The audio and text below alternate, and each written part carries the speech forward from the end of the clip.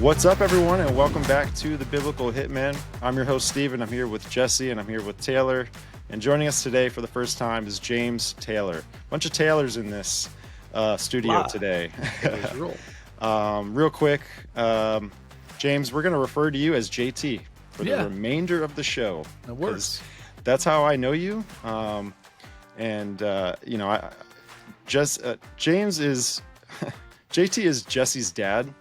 And so how I know him is me and Jesse, we go way back, and we've been lifelong friends since the womb, pretty much. And we would always go take a summer trip up to, JT's house, and I would hang out with Jesse, and the families would get together every summer. So I kind of have grown up with JT, and, he's seen me come from a young little boy and growing up into a man today. But a little bit about JT. He owns a company called Taylor Commercial Media, and he's been in the film industry since 2010. Again, he's Jesse's dad.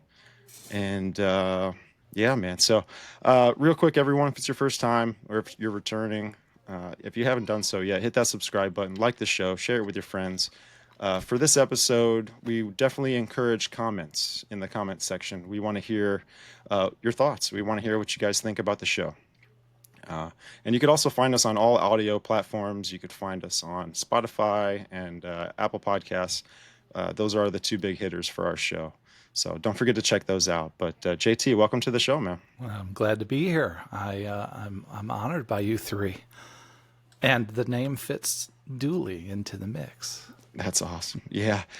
So if you wouldn't mind, just give a little intro about yourself. What you do, where you're from, and cool. All right. So I would start out by saying I am absolutely, unequivocally no expert in much of anything, right? I'm not an expert in any field. I know just enough to get me by in the world of commercial media, and that's what I do here in Vegas. We do everything. I have some cool stories, not to sidetrack, but we'll get into a few of them later. But Vegas is a great place to be doing commercial media.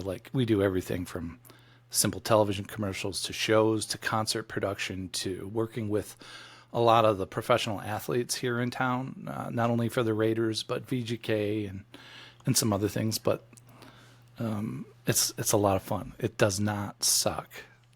We have a lot of fun. So I got some cool stories. But I think there's one field particularly, one of the things I am good at is just observing and paying attention. So no matter what I'm doing media-wise, I'm pretty decent at just observing, that whether it's the talent or whoever's on camera or whatever. So I'm probably decent at that. But there's one field in particular that has captured my attention and my passion since I was really little. And that is the universe and space and extraterrestrials and everything in between. All of that is just fascinating, I think growing up in upstate New York, we would have these, I don't know, man, the sky looked different. The stars look different at night. And it's just I have a very romantic memory of being a kid, it's, the wonders, you look up and and you don't know any better. You don't know anything. Magic is real, you're just a kid. So we grew up in upstate New York. Jesse grew up there too, right? We have some fond memories. It's awesome. And also not. It's cold, and there's a lot of things there that we like to visit, and there's family there, but there's a lot of things that once you get out of that environment, you start to see. Your eyes are opened, and you see, maybe a different part of the world from a different perspective, which is really important, I think. My parents, growing up there, were the best. My mom and dad were the best. I just lost my dad 4.5 months ago now. He was 95, awesome. We all should be so lucky. But both my mom and dad raised us. They were super involved in the church. they were both on the board, and they just everything during the week was related to like church activities for them. And so were we. The whole family was like, we went to Sunday school.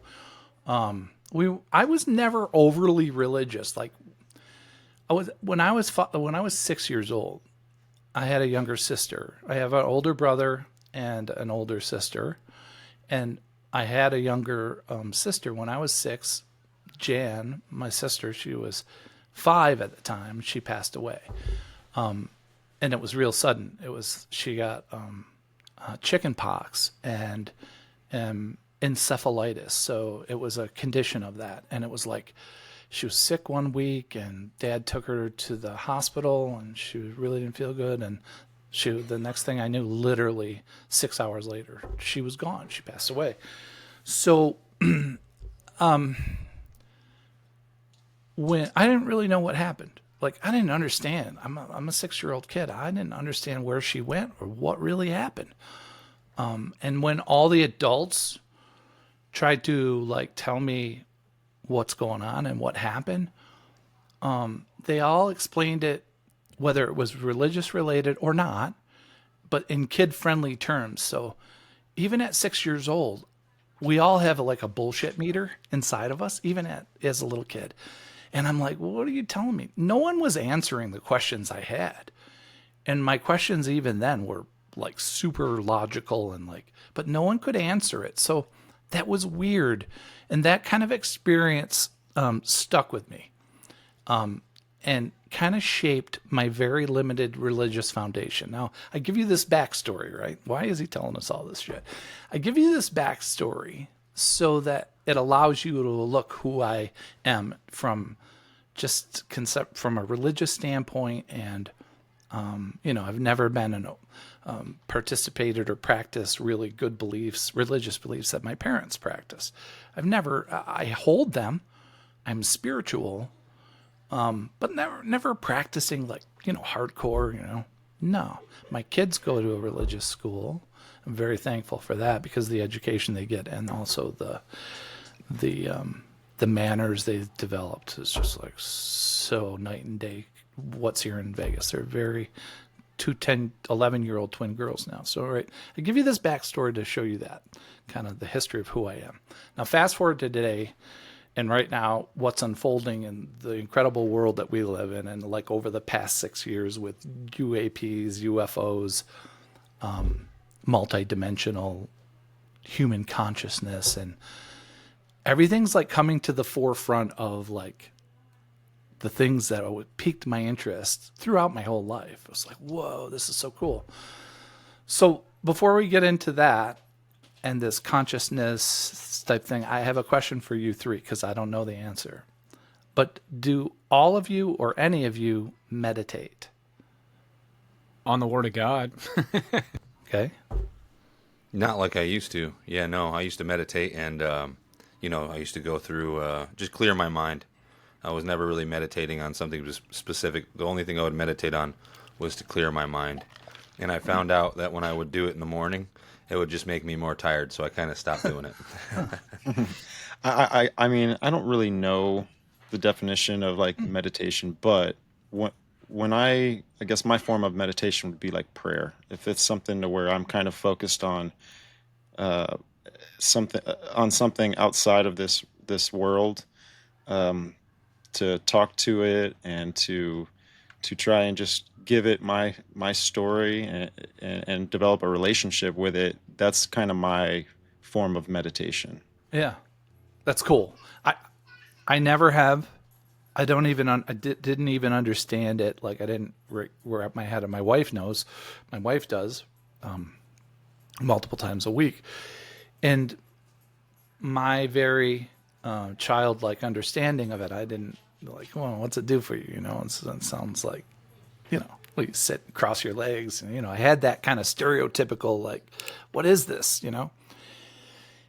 And then she tried to get me to do it. And I think she actually helped years and years ago, helped Jesse begin to meditate and understand how to do it. So I'm a very, let's say, amateur on the meditation side. But the reason I ask about that is I believe that that kind of meditative state, or human consciousness in general, and the power of our minds holds the key to our next stage as humans, or as a species of evolution, or ascension, or awakening. Now, all these terms are really hot terms at the moment, and it seems like, sort of like fantasy, or magic, and kind of like, what is all this? To me, that's my perspective. No, it used to be my perspective. Have you ever seen, there's an old movie called The Men Who Stare at Goats. Anybody know it? Yeah. George Oh, Clooney. classic. Yeah. I knew we were going to Classic. bring that up. Oh, this I episode didn't right know away. it. Oh, I knew it. Okay. Funny I- movie, dude. I absolutely. If you weren't going to say something, I was going to say There something. you go. So there's a quote at the very beginning of that movie. There's a text quote, and it says, "More of this is true than you would believe."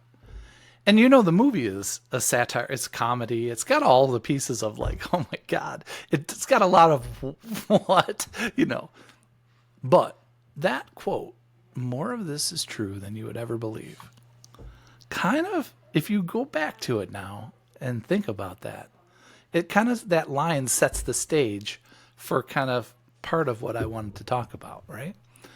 Throughout history, like, people have hinted all the time from deeper level of what the human mind can do, or consciousness, and spiritual leaders. Now, you guys are going to know this way better than me. Mystics and shamans and a lot of those leaders have claimed to have the ability to transcend their current mind, And right now, in the last, what was it, News Nation with Jake Barber, when he came out of a month ago or 3 weeks ago, and then we find out there's another interview with Jake Barber. Jake Barber, for those of you who don't know, is the latest military 20-year guy, super respected in the community, but has come out as a whistleblower. He was a pilot. He was a helicopter pilot, I believe. But worked as a private contractor outside the military to work on crashes and crash retrieval specifically. And that was fascinating. Although, when that came out, the week after that came out, I was so excited to watch that. They promoted the episode really well. They were like, "Hey, we're going to have an earth-shattering interview with this guy," and even Stephen Greer, even Lou Elizondo the week before said, "I hope you give this guy his due respect. This is a very brave guy coming out." No one had seen it. It's not out yet. So they teased it a lot. And then when it came out, for a lot of people, including me, it was a bit of a letdown a little bit, in terms of, I just don't know. And then they released the full 2-hour interviews. Do that right out of the gate, man. Don't hold that stuff back. For me. Well, this is my perspective as a media guy. But it was fascinating. It was then when they released the whole 2 hours. In the initial episode, I really bought into his recounting of what that 8-gun, whatever that, they were retrieving something, and he felt this overwhelming of every emotion. And man, he teared up during the interview. He was emotional, recalling the memory. And right then and there, I bought in. I was like, dude, this is truthful. He is emotional, and he shared that sense of every emotion: happiness, joy, beauty, sadness. They were all flowing and beautiful. And he said it was the most beautiful experience he had ever had. And I was like, tell me more, man. Tell me more. I'm here. I'm listening. I'm observing. So then the other part came out of more details. And we talk about just using these psionic operators to summon the craft, and he started to go about that. We know, if we back up, and this is more your guys' stuff than me too, is like, we know this is not like folklore. We know that our own government had Stargate and MK Ultra and all these projects. They were digging into this stuff in the 50s and 60s and 70s, man. Remote viewing, Right. and all that stuff. So Give a kind of definition of psionics for the viewers. okay, so psionic operator in what Starwatch does now, and Jake's his program, Jake Barber's program now, Skywatcher, right? The operator has the ability to telepathically connect to, communicate with, and summon orbs or these entities or whatever they are, and bring them in to wherever they are located. Crazy, crazy, crazy magic. What is this? Well, let's hold a second. Let's hit the pause button, because when I heard that, I was like, now, Stephen Greer, for years, has talked about this CE5 protocol stuff where they're in the desert and they're using meditation, deeper levels of consciousness to connect with and summon these. Now, Stephen says extraterrestrial, possibly multi-dimensional, right? This process using meditation to focus intent, he says, like, with peaceful intent. He's like really clear, like he repeats that over and over, that they're using meditation and focused intent to initiate peaceful contact with extraterrestrials or interdimensional beings.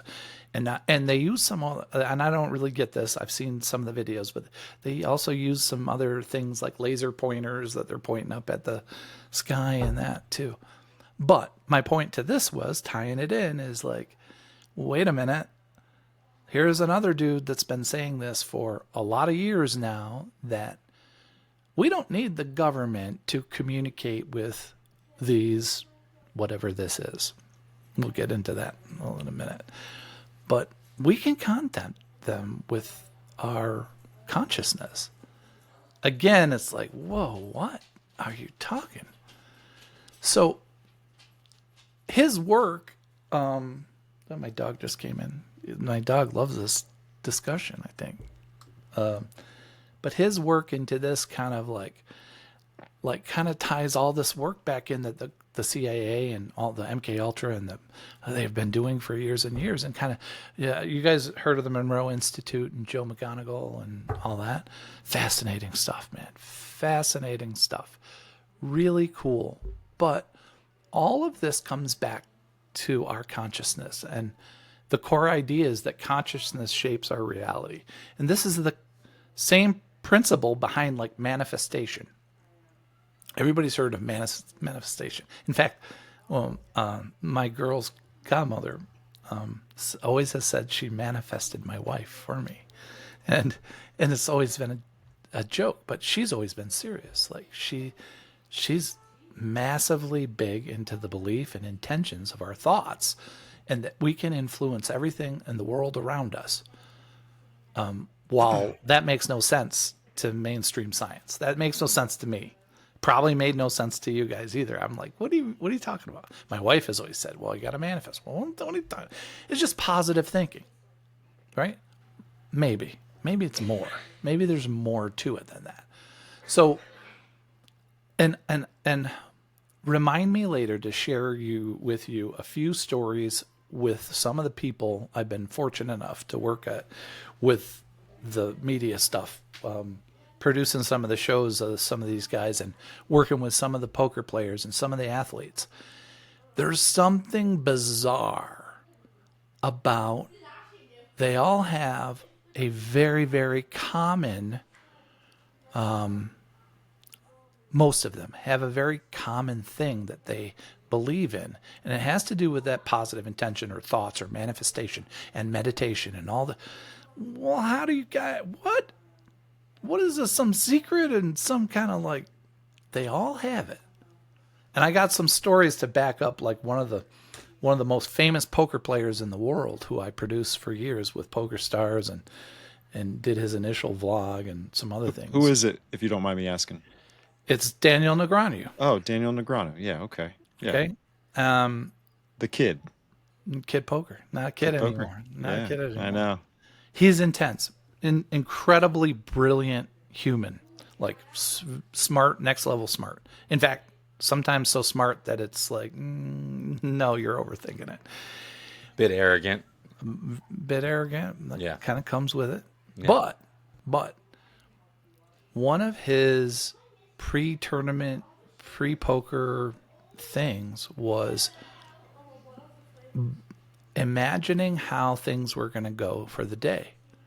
Positive intentions, manifesting his result and how he was going to play. And it was a ritual, man. It was like clockwork. He'd lock down and you'd see him kind of go into this zone. And I got other stories of similar things, but I believe it's real. So I don't want to, the train goes off the tracks a lot with me, so you have to bear with me. So I hope you guys will humor me a little bit here, but I think you're following where I'm going. Absolutely.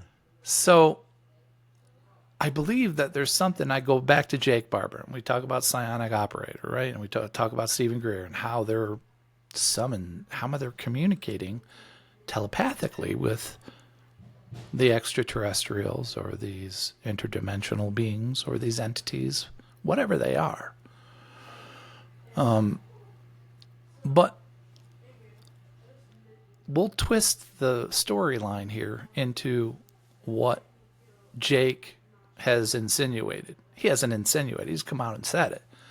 Is there is a nefarious undertone here with companies like Lockheed Martin or Raytheon or Northrop Grumman, that, and he worked for some of them, that they would be hired to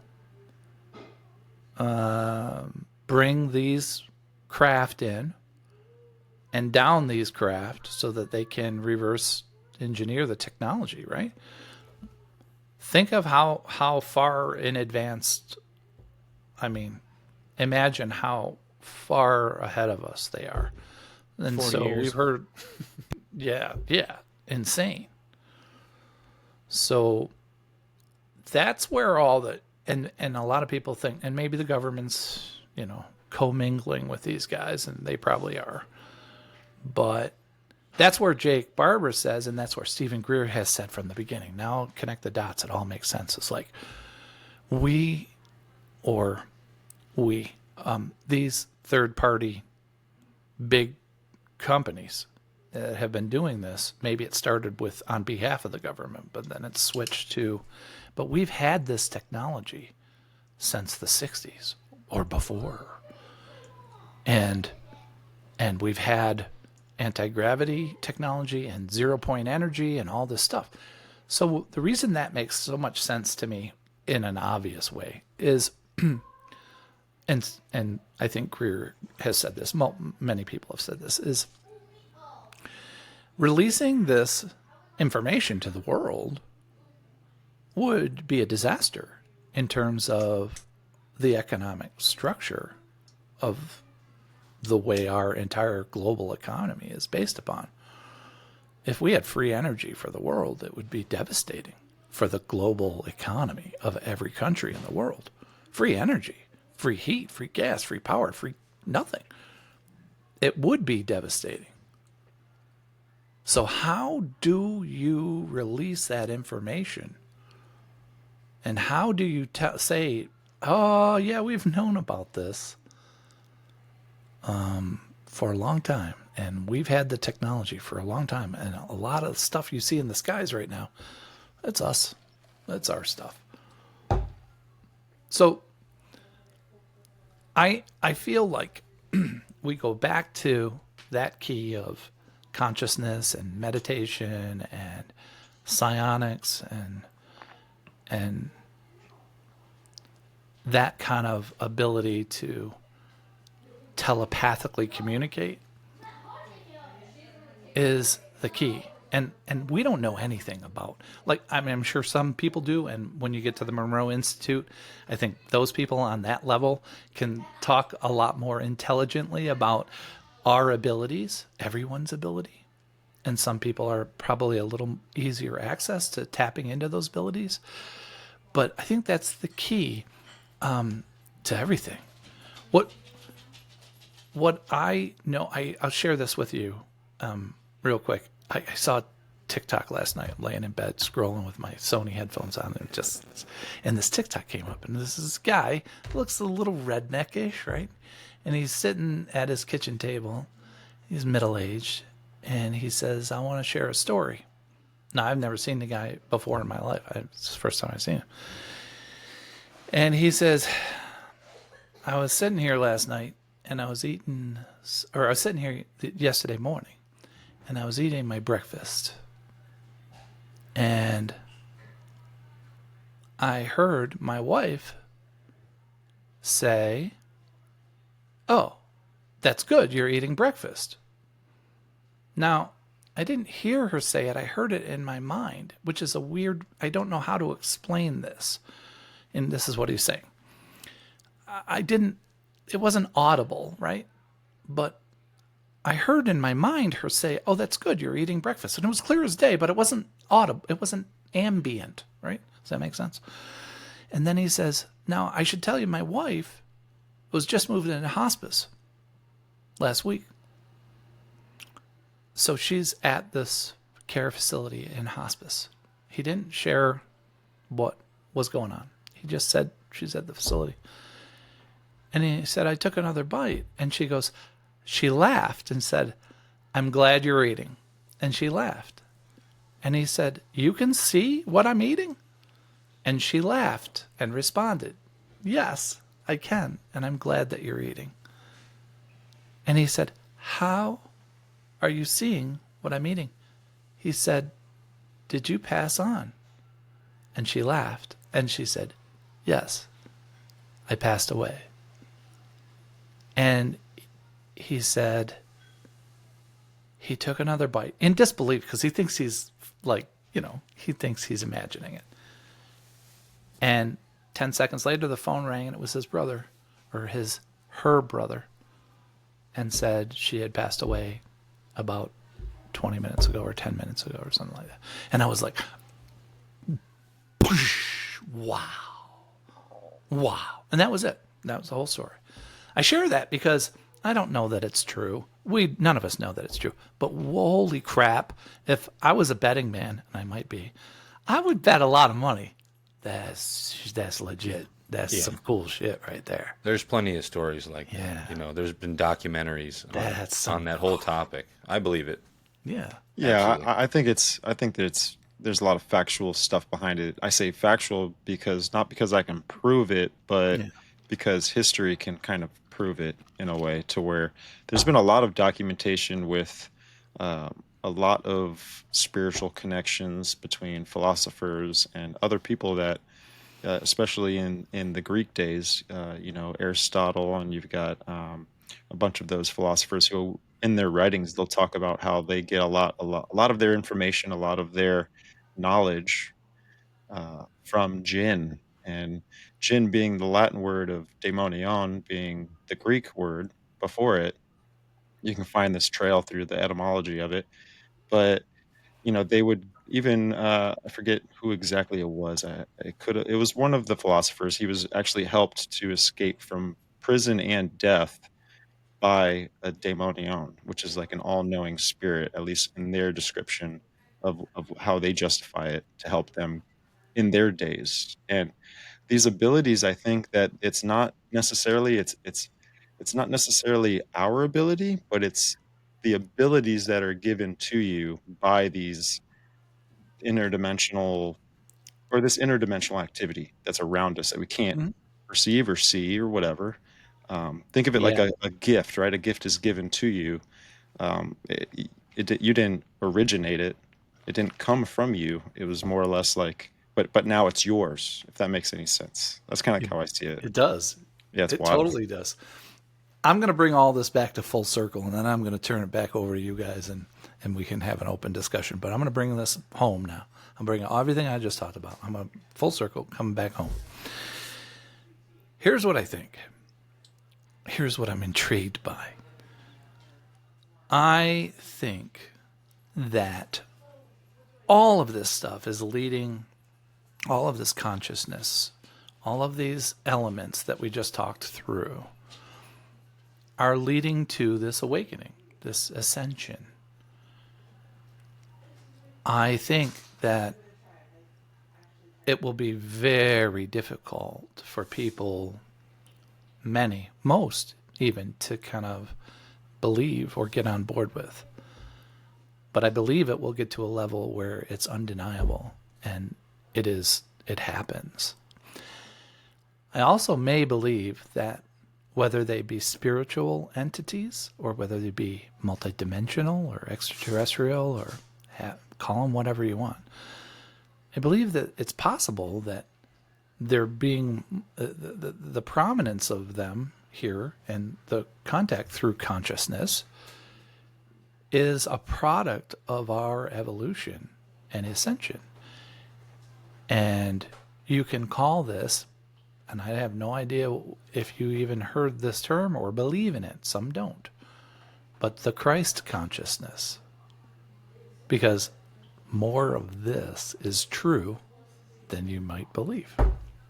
So I give all that back to you guys. And I think there's all sorts of cool stuff we can talk about. A lot of the main players have fallen off the table. Weird, like some of these guys in the beginning.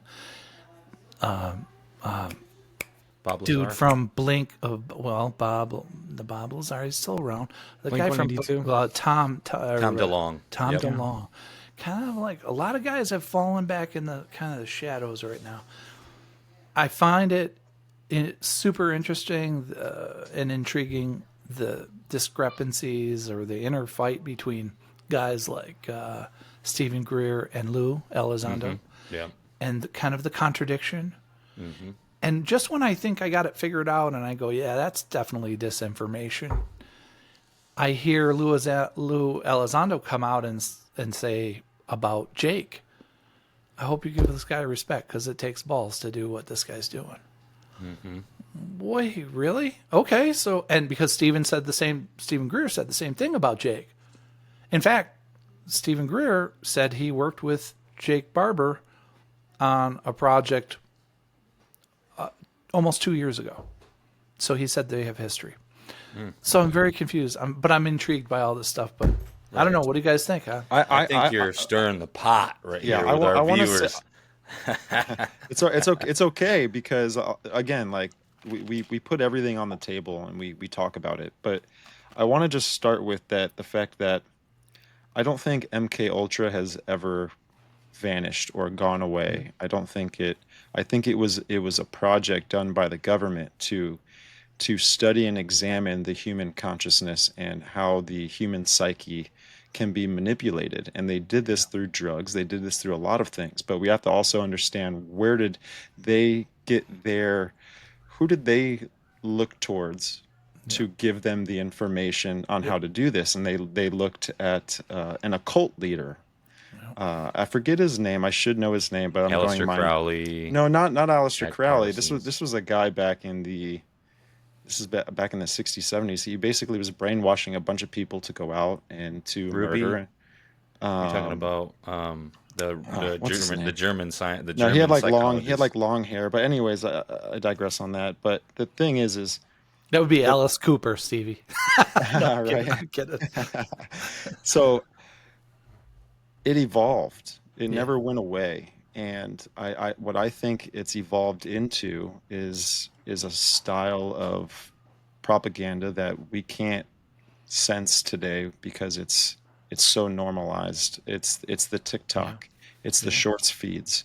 It's what you're seeing repetitively every day. You have to remember, they were taking these candidates and they were giving them LSD drugs, and they Yeah. were putting them in front of television screens, and they were getting hit with the same repetitive information each and every day. This is back when they knew algorithms before even algorithms was probably a word in the social media stance, Yeah. today. And so I think today we're just seeing an evolved aspect of MK Ultra that we're being now not only nationwide but globally, we're being conditioned to it every day. Our thoughts are being manipulated every day. Our perspectives are being changed and manipulated and molded each and every day. So that's why when we talk about these things, you're right, like we need to talk about these things. These things are important. They're true.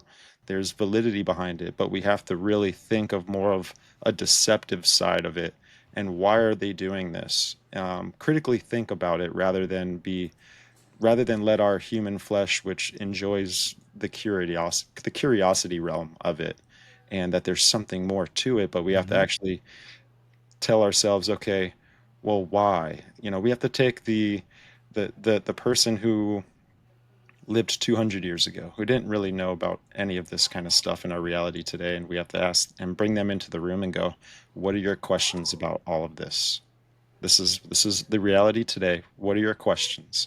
What are you thinking? Because his perspective's completely different than ours. Oh, imagine.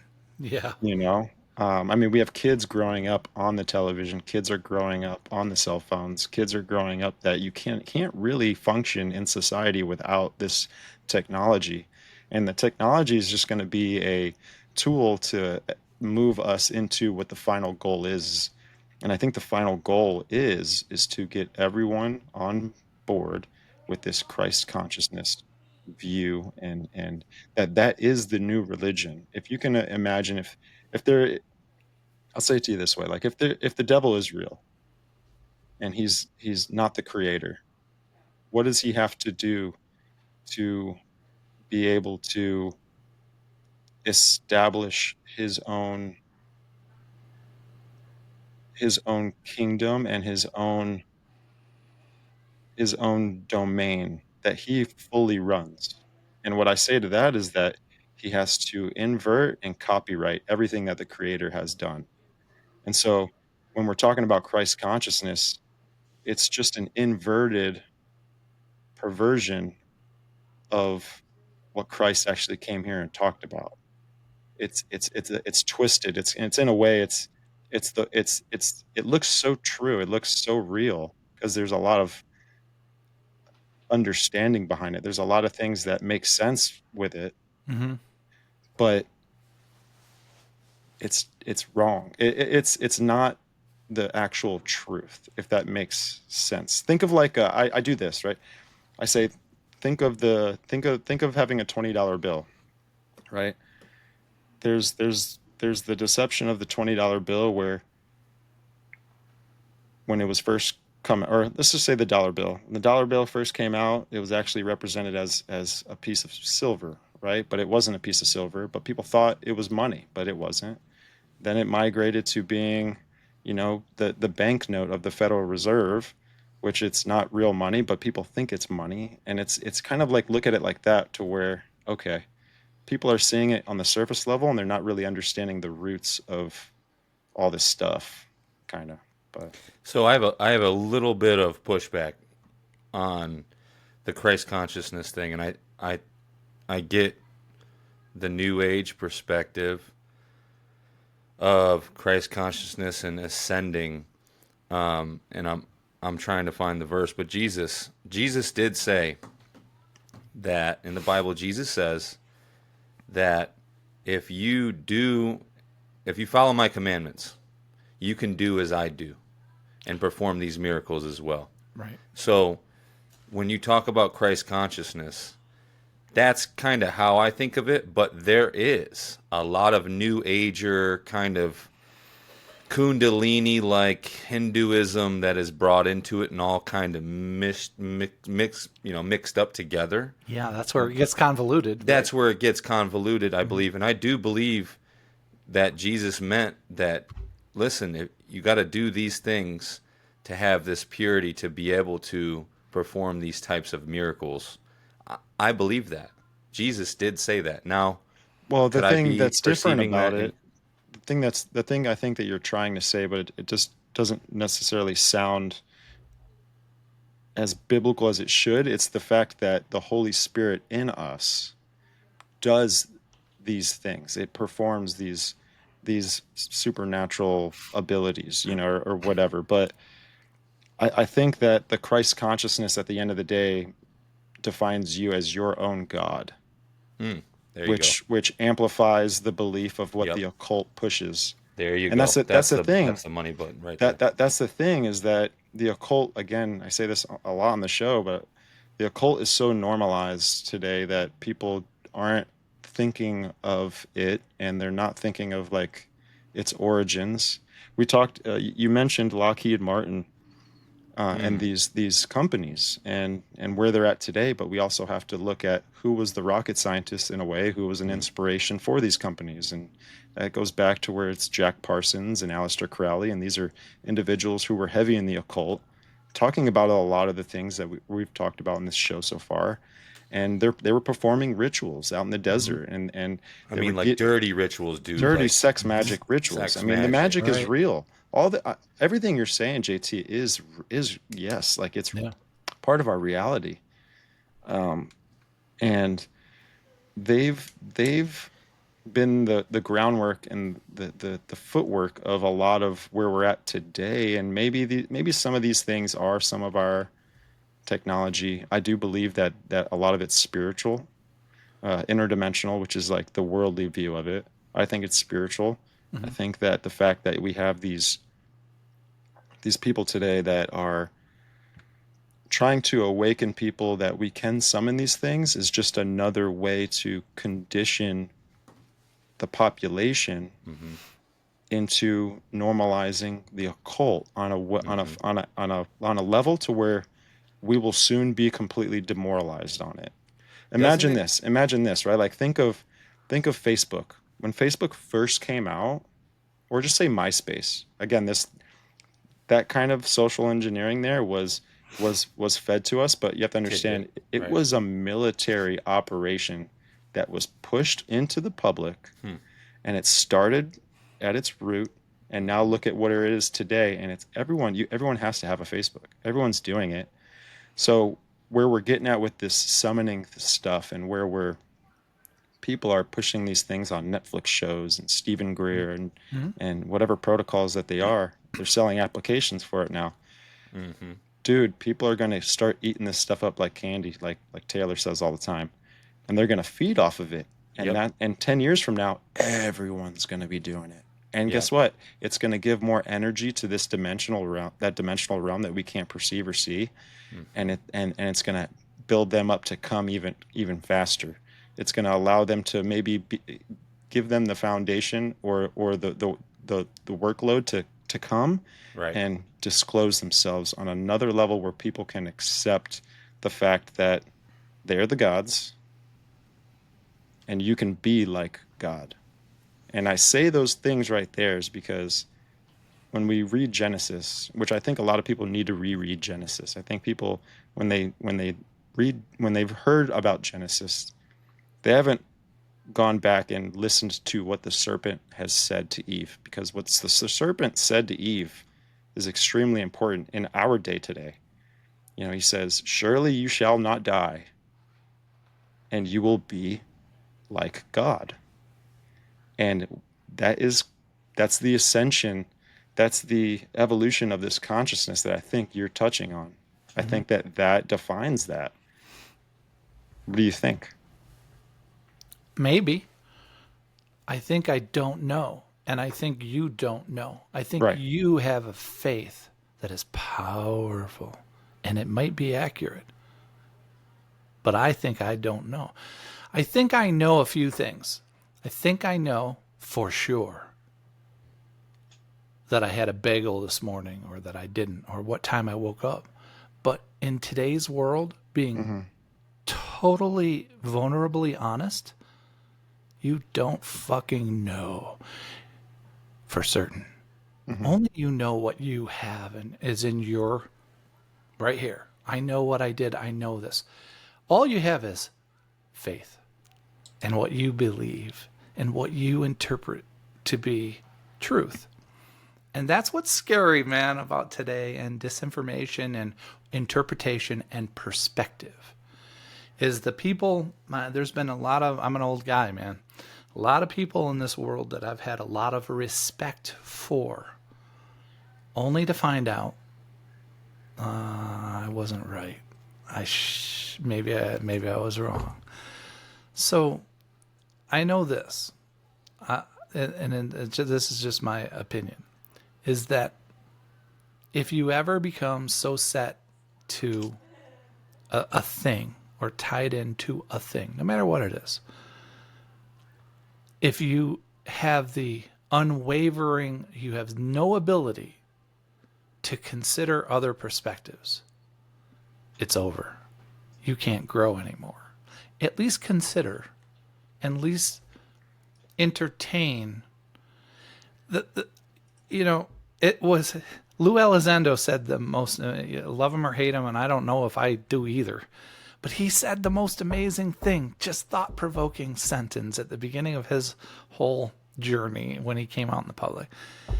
And it was really so simple, and it was, everyone's familiar with it. Imagine everything you've ever been told or taught is not true. Just imagine that for once.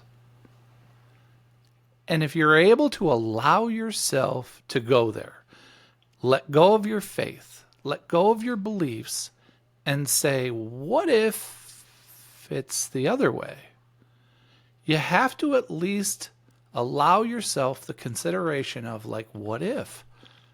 Maybe I'm on the wrong side. I don't know, dude. My answer is, No, I don't know. You. Yeah. Yeah, so I think that's where the funny thing you say that, because that's where a lot of most Christians stand today, is that we believe that since Jesus, that they've lied to the populace and lied about what we as Christians believe is the truth from the Dead Sea Scrolls and all this manuscript that has given us our human history and written for centuries and passed down for centuries, for thousands of years, but it's always been lied about. I feel like that's a very Christian perspective right now, going, see, these are all the things we've been talking about for thousands of years, and now they're coming to light, but we've been lied to the whole time. So there's that perspective too. And, you get into the flat earth stuff and the realm that we live in, regardless of even getting into the flat earth stuff, talk about the spiritual realm and what we've been talking about. We don't really know the realm that we live in, and you can't see it. You can't see those things. So you don't know. But we're passed down these stories from generation after generation for thousands of years, and it's like it all lines up. My English teacher, Miss Taramiji from 7th grade, taught me if you get if you get 3 different sources saying the same thing, then that's your truth button right there. Now, with the amount of deception today, that's probably not the best way to discern these kinds of topics. But when you talk about the Bible and Christianity, this stuff has been passed down for forever. And we talk about the orbs and summoning orbs, and we talk about Chris Bledsoe. We can get into that too. Chris Bledsoe, ran into these orbs, and the orb said to him, kind of like the seraphim or like some angels say to people, like, hey, I'm scary looking, but don't be afraid. I'm here to help you. That's what it said to Chris Bledsoe.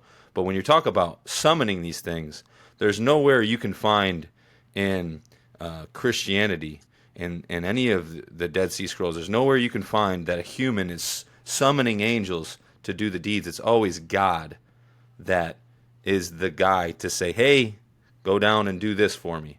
It's never a human being summoning actual angels. So a lot of people right now truly believe that they're summoning angels. And I don't know, I'm on, dude, I'm just like. I have a question for you. I want to hear from Taylor, because I see my boy Taylor trying to jump in. I need to hear his voice. Taylor has to just loose. the mic. But I have a question for all of you, and then I want to hear from Taylor. I want to hear from Taylor first on this question, because I don't know the answer. I know my answer, but I don't know any of your answers. And I'll ask the question in a weird way. Here it goes. Am I to believe that not one of you thinks that there are other living, intelligent life forms in the entire universe other than beyond humans, or anything on this planet that we know? So am I to believe you? None of you think that there are. Start with Taylor. Extraterrestrials or other intelligent beings. Get him, Taylor. Get me.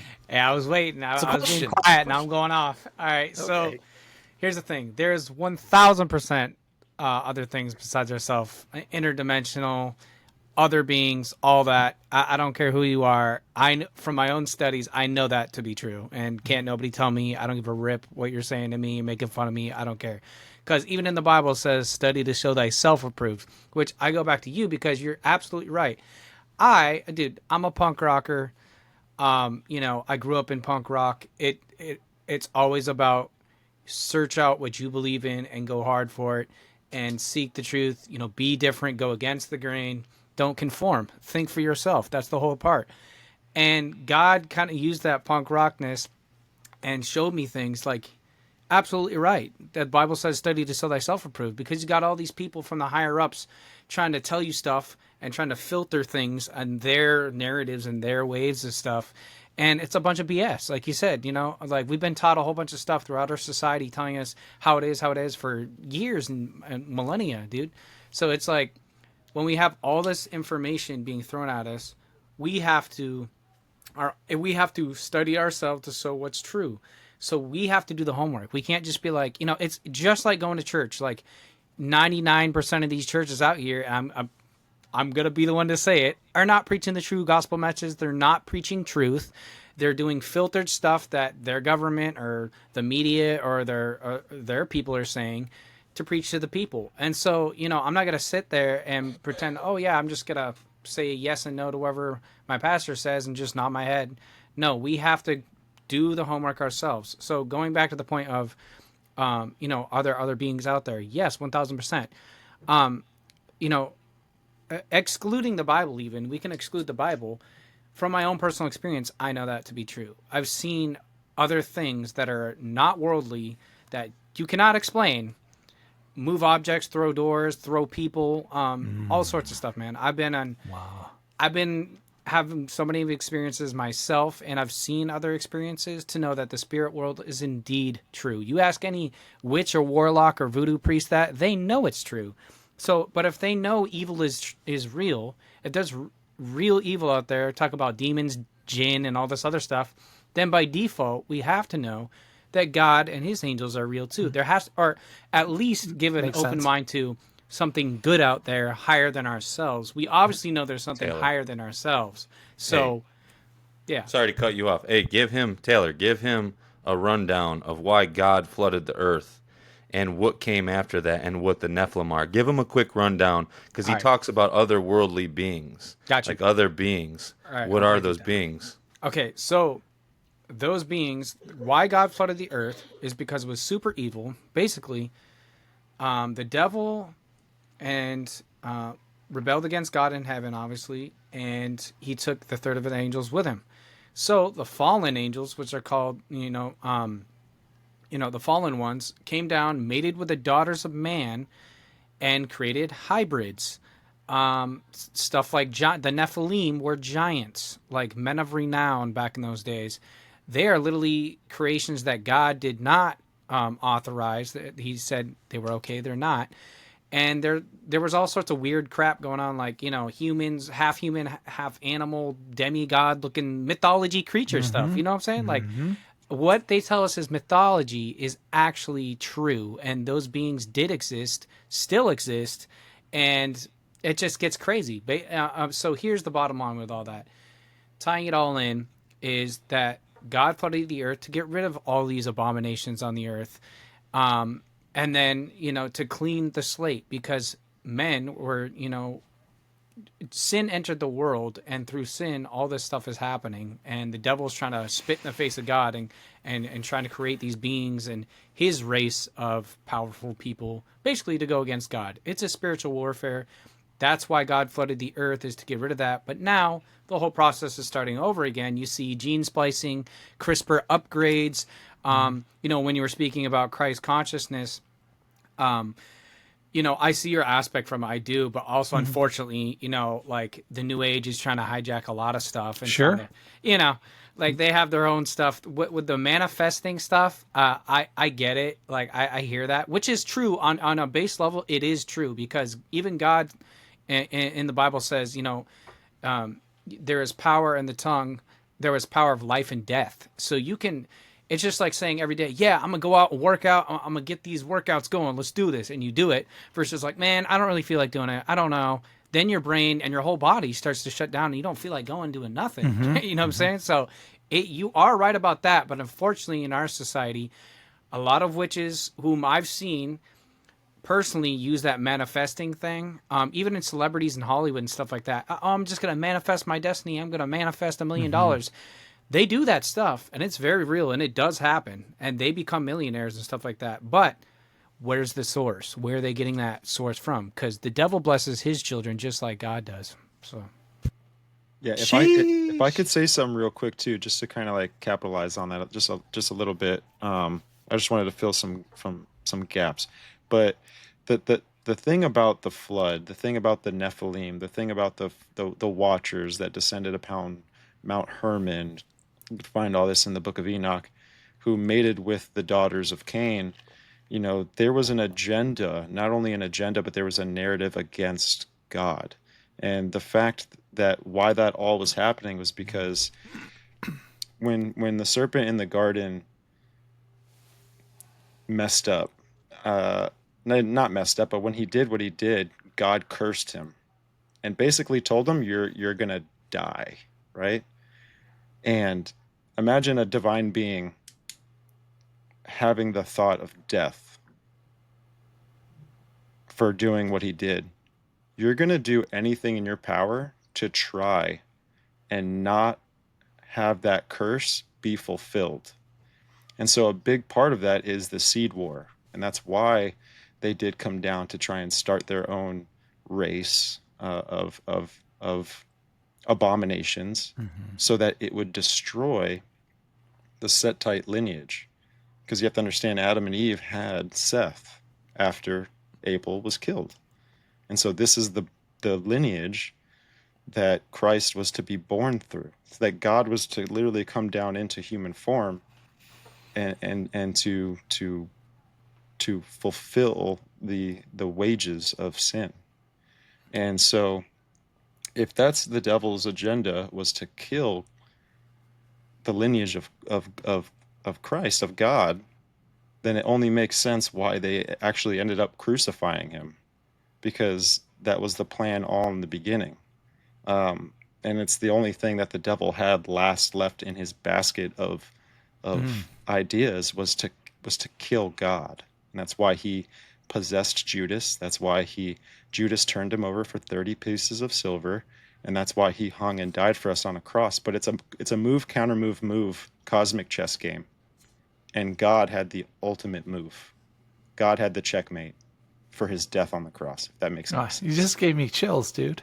So, but that's the thing, because it's a cosmic chess game. It's wild, and when we're talking about these beings, and we're talking about everything that's going on in our world today, I think what the main goal is that their last move, the enemy, right? Their last move is to reestablish the Babylonian religion, which before that it was the Akkadian religion, which before that it was the ancient Sumerian religion, and then before that it was the religion that was worldwide spread before the flood. And that is the last move. And I think that's why we're getting conditioned the way we are, because they're going to make their arrival. They're going to come back, and they're going to promote a bunch of things that us curious humans are going to love. So Like Bob Fascinating. in the background of Jesse. Yeah. We don't want the FBI coming back. Which is now, which Bob. it's Keep your mouth shut. it's funny that the pop culture view of that alien was written and actually first established by the lead Yep. godfather of the occult, which is Aleister Crowley, and Aleister Crowley. he actually summoned and channeled that entity called Lamb, and that entity wrote the book of the law, and in the book of the law it talks about the age of Horus, Aquarius, or the Aeon age, which is Yeah. something Same that thing, we right. can refer to today as like the golden age, or it is that world that was pre-flood. So here's some of my takeaway.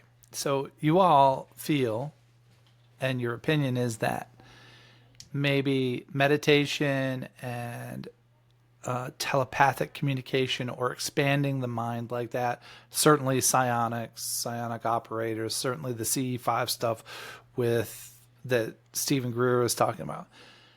I get that impression that you all feel that is a direct pipeline to evil. I think can it's a way to open up doorways The veil. that we shouldn't be opening. Think Well, of it's very think of real.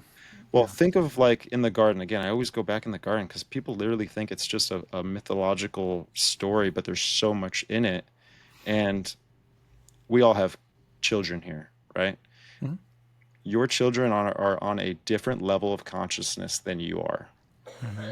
Therefore, they don't know what's good for them. They don't know what's bad for them. They just go. And they go hard, Yeah. right? But if you're telling your kids to not do this, please don't do this, because you're looking out for them. In a way, I see God did that for us in the garden. He told us not to eat from the tree of the knowledge of good and evil, which to me is the occult, which to me is the things that you're talking about with this meditation and all this kind of stuff. And it's an area that we shouldn't put ourselves in because it's not meant for us. And I think it'll only allow these tricksters or these things that have domain over that dimension, that they're going to be able to feed you and lead you the wrong way. You have to understand everything's about belief, and you brought it up earlier. Like we just don't know, and that's because we can only believe in either two things. So let me real quick. Meditation. If you're gonna meditate on trying to open up your third eye, that's my perspective of New Age stuff. Don't do it. You're lowering the veil. You're trying to peer into the spirit realm, just like if you're gonna take DMT and talk to these spirit elves or whatever they want to call them. It does talk about meditation in the Bible. It talks about meditation in Genesis, Psalms, Joshua, and Philippians. But you're focusing on God. You're focusing on God's plans for you. But also, I believe in clearing your mind. And when you're stressed out as a person and you want to sit down in a quiet place, close your eyes and breathe, I don't think there's anything wrong with that. I know there's nothing wrong with that. But if your focus is to try to ascend, and trust me, I've been there. It's like the garden. You will be like a god. Like my dad was saying. Well, I didn't think of it that way. When my grandmother died, my dad's mother, I was very emotional. I spent 3 months. I flew back to New York. I spent 3 months in New York, and I sat there and I said, I don't know what I am. I don't know what the world is. This was 2000, what, Dad? 2010? I think somewhere around there. It was before 2012 because really I became a conspiracy theorist. 2010. It was 2010. I became a conspiracy theorist. You know why? Because the world was going to end in 2012. Yep. Just like we had this conversation with Paul Stobbs, the Mayan calendar. I do remember that. So I got into meditation. Right. It did end. We just shifted timelines. Yeah, exactly. I kind of agree on that. Dude. No, I'm dead serious. Hey, CERN did something. Regardless, Oh my. I got into meditation and I was doing it for all the wrong reasons. And then I got into a really dark place and I felt like something was following me. So I stopped doing it. I haven't done that meditation ever since because I felt evil. And I'll never do that again. But what I can do, I can close my eyes and breathe and try to sit in a quiet room without my kids screaming, I can try to do that. Well, here's the thing I did notice too. I've talked to people who have done just what you're talking about, meditating, talking to these beings, astral projecting. I've talked to many people who've done that, who've actually done it for years, and I'm telling you, the majority of those people have always had a critter from that dimension follow them or come back or communicate with them in some form or fashion.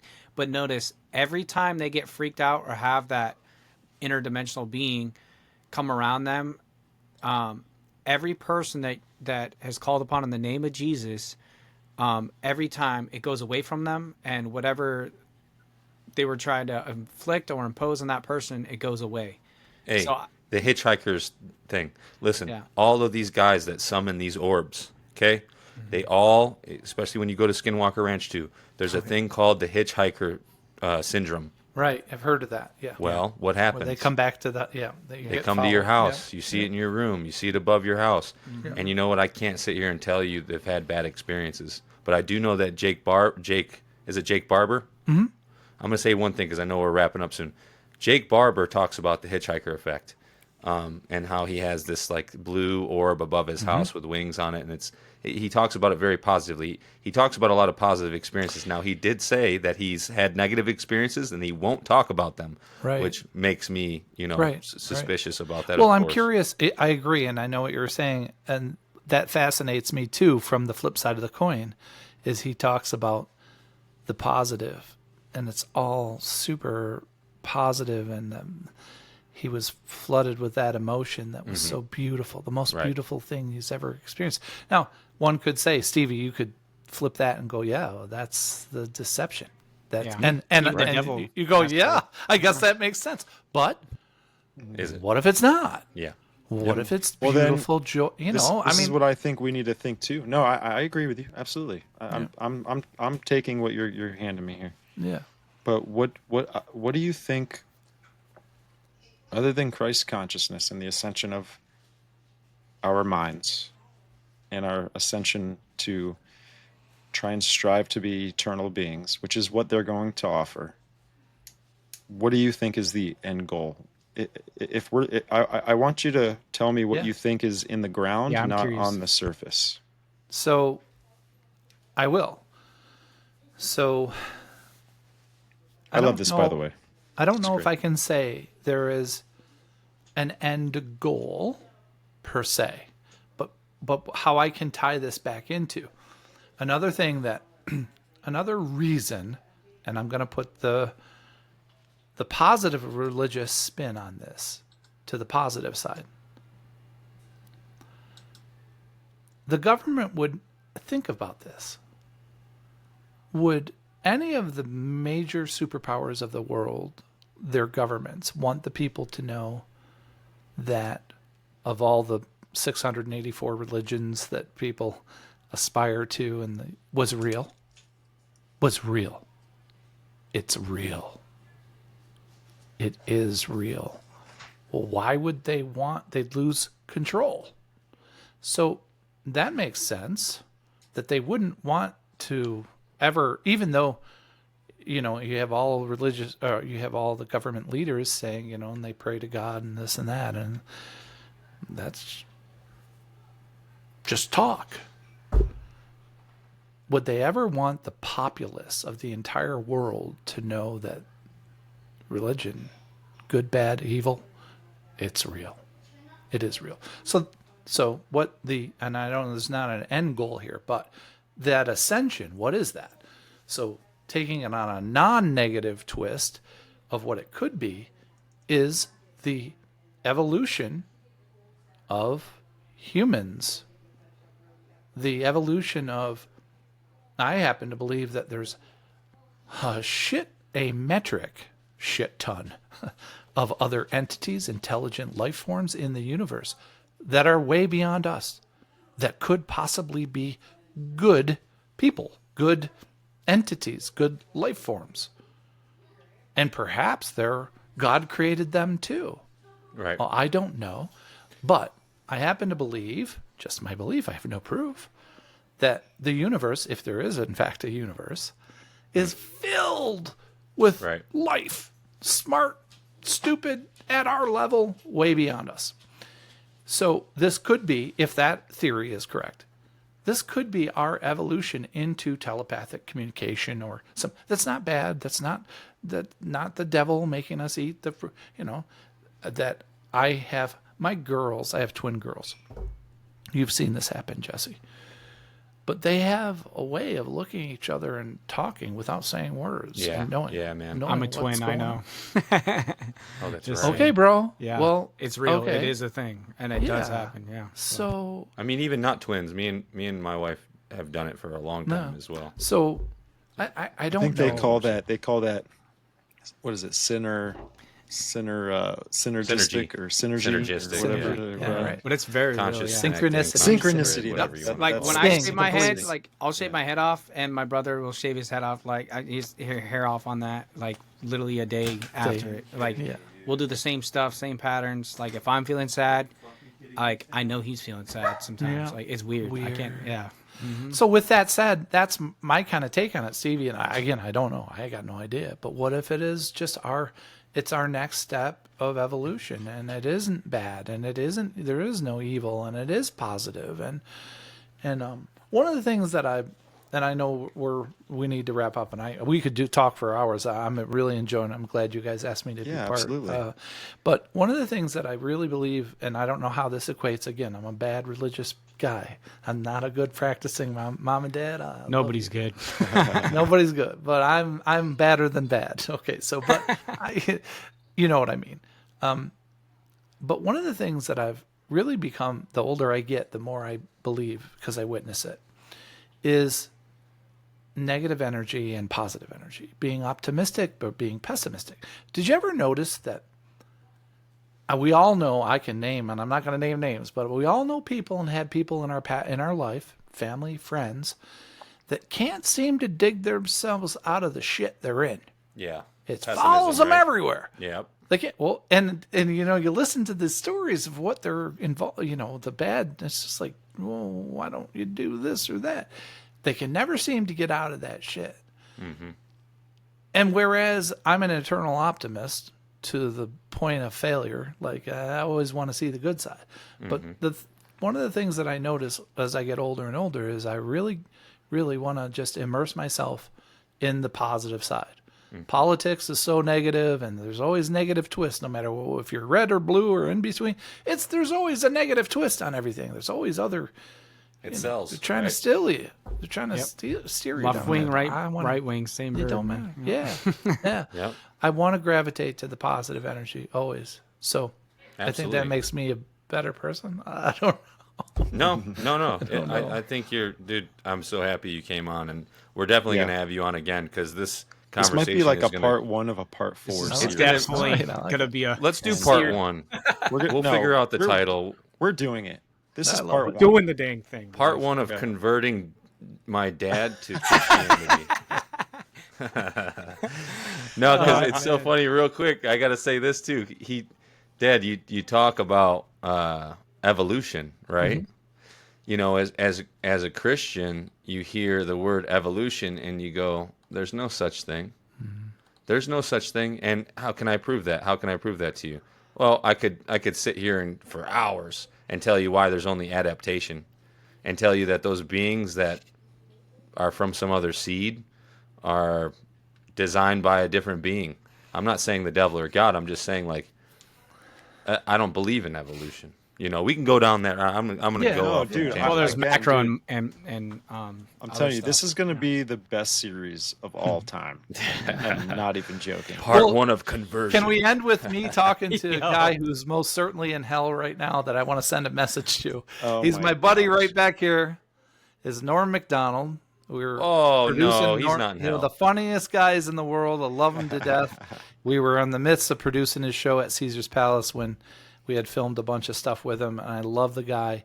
He made me laugh so. Oh man, it's just funny, not correct funny, dirty funny, but funny, yeah. hilarious guy. Is it okay to laugh as a Christian? Can you have a course. good hearty laugh? Never, Yes, yeah. We all do. Off Of camera. course it is. Yeah. right? Well, I appreciate all you guys. Hey, Thanks for real quick having before me. you go, we got to Yeah. end with a prayer. We always end with a prayer. All right. Taylor, lead us out. All right.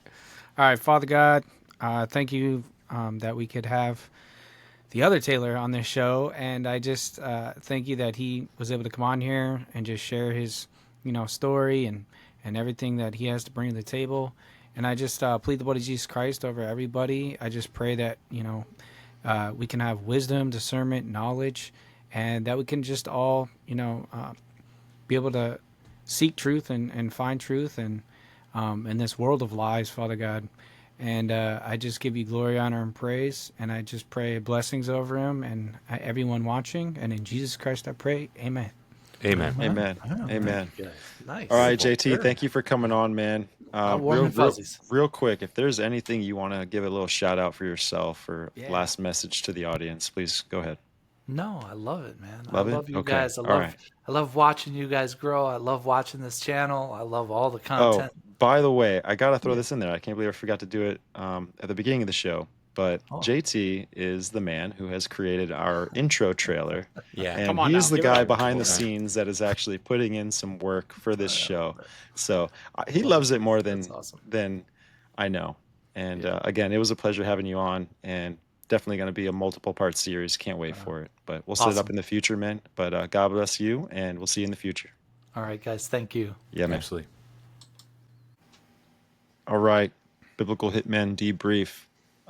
We almost ran into a disaster here at the end of that, but I've got to share what just happened because I do think that God was here in the middle of that show, and I think that He definitely helped the terrible thing that could have happened to not happen. And so we record on Riverside, everybody, and at the end of each show, it takes about 10 minutes to upload each file from every individual that's in the studio. And so we ended the show, and JT left, but before he left, his file and all of ours was uploaded in less than half of a second.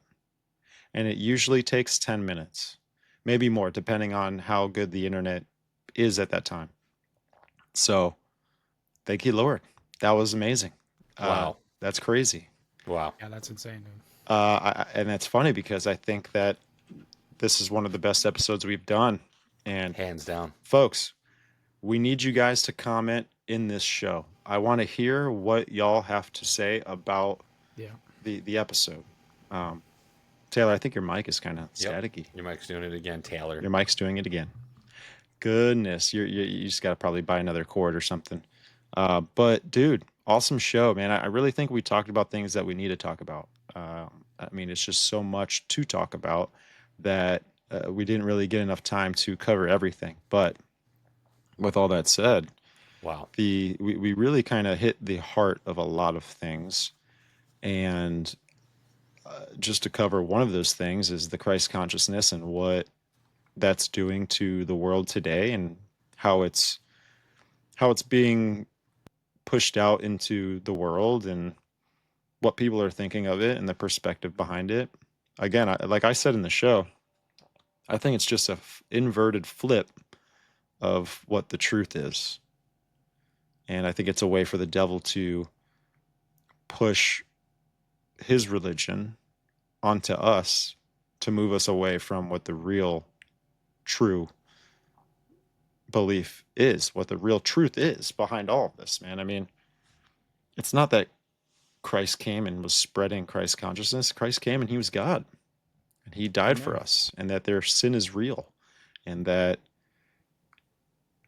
the cosmic chess game is real, that the battle between good and evil is real, that the Bible is real, that all these things are real.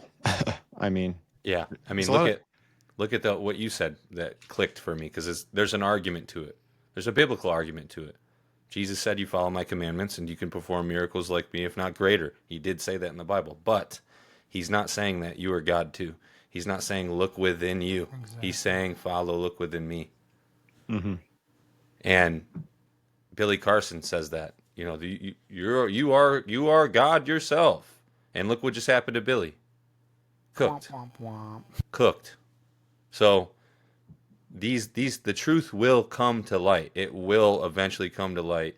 And we talk about summoning these orbs and stuff like that. I mean, just pay attention, folks. Just pay attention. Just keep your Right. keep your head on a swivel, and always be skeptical. Always. Yep. Yeah. And I think it's really comes down to the end goal, man. I think it's what's the end game here?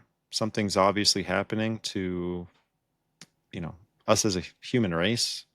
Something's going on. I mean, there's way too much propaganda behind it. But what's the agenda, right? Like, I think people are looking at things at a surface level, but they got to get down in the ground, dude. They've got to dig. They've got to figure out what's the real. Why is it all lining up like this? Why are they setting it up this way? Why is the whole world against Christ? Yeah, and your dad brought up something that made me have a bunch of thoughts about, and that was the fact about, all of the religions, and if we do face this ascension of consciousness, and what is it going to do for these religions? Well, the Bible talks about that. The Bible talks about Babylon. The Bible talks about the harlot. The Bible talks about that there will be an antichrist. There will be a figure that comes in a way how Christ came, and there's going to be a figure that claims himself to be God of the universe. And the only way to do that is to be able to come up with some sort of narrative, some sort of agenda that's going to connect all of the world's religions together. And the one opposing religion that you can take from that is Christianity, because the Bible warns of these things that are going to happen. That's prophecy. You can't get away from that. You can't run from prophecy.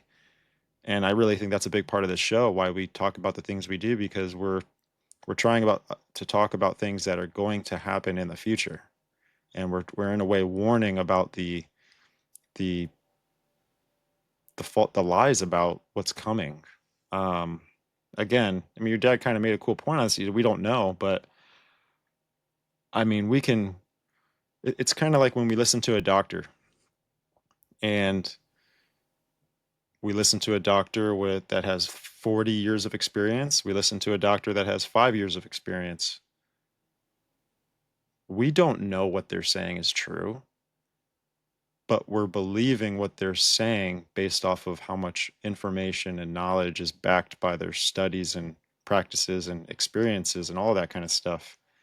And I do the same thing with the Bible, and I compare it in an essence where people talk about uh, Caesar or Hitler or all of these people that had a huge impact in the world, and biographies were written by them, and not them specifically, but people wrote biographies about them.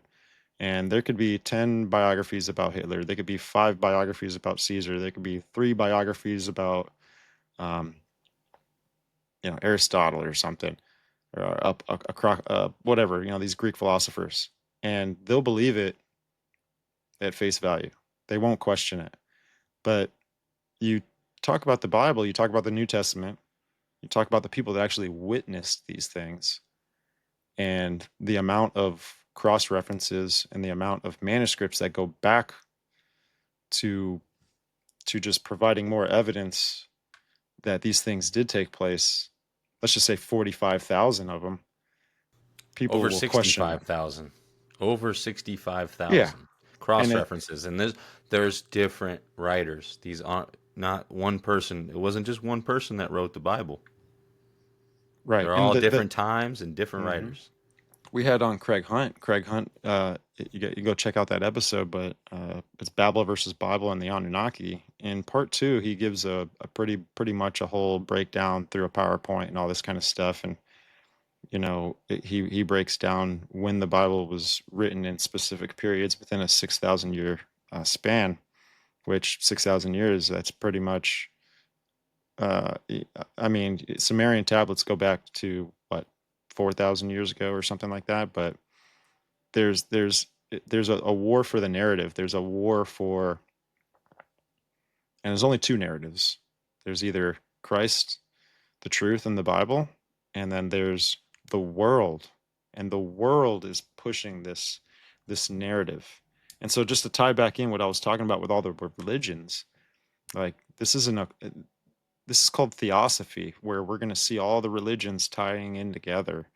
Theosophy is basically the understanding of, which was created by an occult practice, an occult, you know, witch, pretty much, Lana Blavatsky, and she talks about that it's like an elephant in the room, and there's 10 people in a room, everyone has a different angle of the elephant. They're all talking about the same thing, but it's just a different view. And this is how the devil is going to tie in all of those believers in that end of time revelation period, where you're going to see people abandoning their faiths that they've been involved in for years, and they're going to believe in this new religion, because that's the ascension of, that's the descending of this. Like, it's like, when I mean descending, like these entities, these beings are coming here, they're descending down here to promote themselves as the Avengers and all this kind of stuff. And there's going to be one to rule them all, like in Lord of the Rings, Sauron, right? Like the all-seeing eye, over the warlords, or not warlords, but over the other lords of the rings, and they put these things in the movies, man. And if you don't know the Bible, you can't discern what it's meaning biblically, or what they're kind of showing you, or what they're conditioning the public to believe. So yeah, but I think it was a really good episode. Through you guys, man, I've learned so much, our guests, and I really absorb everything like a sponge. I've always been that way. And when we start getting into topics, like, I used to be just like my dad. Exactly how he's talking and what he's saying. Most people, most normal people, non-Christian normal people, or even some Christians, believe that we are maybe evolving, or that these entities might be angels from God, or stuff like that. The New Age kind of narrative that's being pushed by our overlords, I guess you can say, which is kind of funny. But through all our guests, through you, Stevie, through Taylor, if you know the Bible, you don't even have to know all of it. If you know these bits and pieces, we go to Genesis 6. We talk about that a lot. If you know these bits and pieces, it all ties into current days and what's going on, and there's a lot of red flags. Yeah, it ties in because of that favorite verse you have, right? Like Ecclesiastes, like nothing's new under the sun. So we can always bring it right back into the Bible when it's talking about. But dude, banger episode! I can't wait for the multiples of this series. Yeah, right. And what a crazy miracle that kind of happened when we ended the show there. We've never had files upload in a split second. Wild, it was a split second. He left, and we were like, "Oh, I knew he was going to do that." We totally forgot to tell him. Right. It was our fault. We forgot to tell him, and then he left, and I guess it uploaded already. Yeah. Well, hear me out. This is like the cosmic counter move, man. There's just, it's something about it. We need to have these conversations, guys. I know there's going to be Christians that want to turn away immediately, that get upset. Listen, guys, don't get upset. We need to have these conversations. It's okay to be ignorant. It's okay to believe in other things. But if you're open-minded and you keep an open mind and you listen to one another and you keep it cordial enough to do that, you're only going to benefit from it. You're only going to benefit from it. So always keep an open mind. We talk a lot about the little season stuff and tribulation, and there's a whole big debate going on with that right now. It is all biblical, and we need to dive into it. We need to talk about it. We need to talk about it. That's the only way we're going to learn. Yeah, and we may never really know. And we may never really know. Because Exactly. we might just not be in that time frame yet to really see, But don't black pill yourself. Yeah. Don't get discouraged. I enjoy talking about these topics because we Yes. have to talk about these things. All it is just the Bible. We're kind of like in this timeline, and we're just trying to just figure it out. And we may never really figure it out, but it's cool to talk about. We're not saying, and really everyone we've talked about, even with this little season stuff, but no one's really like dogmatic on it. They're just really, really persuaded by the fact, just like how I'm persuaded that we're heading to tribulation, and we're heading to the mark of the beast. We're heading to the Antichrist figure. People are persuaded the same way, but that fact that stuff has already happened. And I find it interesting, and I'm not going to just block myself off to it, because there's a realm of curiosity that we Christians need to sit around a table, and we need to discuss these things and talk about it, because God is the spirit of truth, and he'll confirm certain things. And I don't think there would be any, like, you need confirmation by having dialogue with other people, hearing what they say. Then you go and the next day and you hear something what that guy says, and it's like, whoa, dude, I just heard it. Okay, so there's a bunch of confirmation here. Maybe there's something to this. But that's all I got, brothers. And it was a really good episode. Um, it's sad Taylor has a little bit of mic issues, but we're gonna get those resolved. It's okay. He wants to say something so bad. Taylor, awesome prayer at the end. I love it. Yeah. Um, Always. and Taylor's the best. we're just gonna keep doing what we're doing, folks. Listen, if you're still here, if you're still around, and you haven't done so already, hit that subscribe button, like the show, share it with your friends. I think the coolest thing that I've noticed about just about having this show with you guys, and having a YouTube channel, and having a wonderful audience and a community that really shows a lot of love towards us. I appreciate you all deeply. And the thing that's cool about it is you all comment like crazy. Get it, I'm man. hoping to see this live chat blowing up here below. And please, after this show's done, leave a comment. I'm curious how we can talk about these things and dialogue in the comment section below. So also check us out on our Apple Podcasts and Spotify platforms. We're pretty much on everything. We're in a catch-up mode with our audio platforms, but you'll see everything first on YouTube. Yeah. Please leave us reviews on all the audio stuff too. That's what's going to help us most.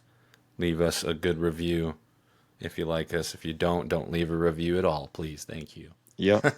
And well, lots of love to y'all. God bless y'all. Be Indeed. safe. We'll see you next time.